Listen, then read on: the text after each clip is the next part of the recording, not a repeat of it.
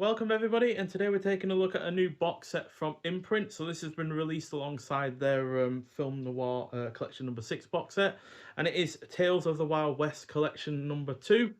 So we've already looked at the first one a month or so ago. Mostly a good box set. It was only really the final film in that one that was a bit of a letdown. But yeah, this is a collection of films that were released between 1968 and 1975. And much like with the Essential Film Noir Collection number 6 box set, the first film in this box set is one that I already own and have seen before.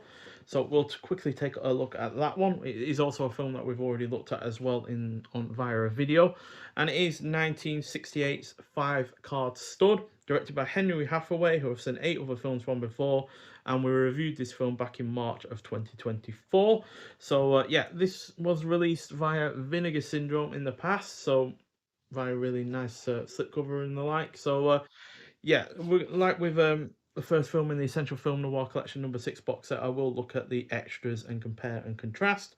So yeah, for this new Imprint release, we have an audio commentary by film historians Lee Pfeiffer, Tony Latino, and Paul Scrabo from 2026.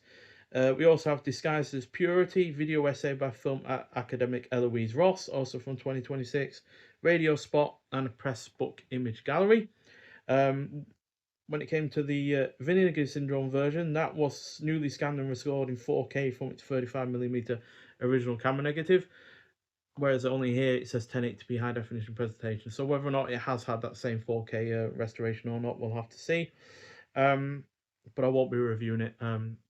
I'll probably watch it again on my own, but I won't be reviewing it again, obviously, because I already have reviewed it. But I might well give it another shot and see it again and see whether or not I can see any differences between the two different versions that have been released. But the Vinegar Syndrome version also came with a commentary track with author and film historian Brian Hannon. It also came with Jack of All Trades, clocking in at 21 minutes long. That's film critic Walter Chaw on the films of Henry Hathaway. A Woman of True Grit, a 14-minute look at screenwriter Marguerite Roberts' legacy by Lizzie Frank. Then reversible sleeve artwork and English subtitles. So yeah, the only difference is no radio spot and no press book image gallery that we have here. So yeah, but this does have a couple of own extras that are unique to this release. So there is that. But yeah, I'm highly doubtful that it's had the same 2K the 4K restoration that the Vinegar Syndrome one has. But who knows? Maybe they bought that version from them to do for this release. So yeah, next up we have Will Penny from 1967. That is directed by Tom Gries, who I've seen 3 other films from. In fact, one of the films that I've seen from him was part of that my most recent update collection video, which was Earth 2. So yeah, I've seen 3 films from him before, and this has a really rather impressive cast with the likes of Charlton Heston and Donald Pleasance.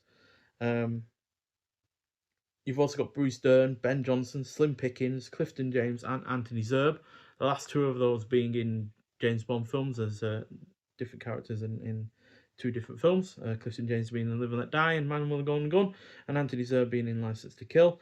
So yeah, really rather impressive cast on that one. So that one is one to look forward to for sure. And then we have the one that I am a little bit skeptical on, purely because of what we had in the last box set, which was a Western comedy.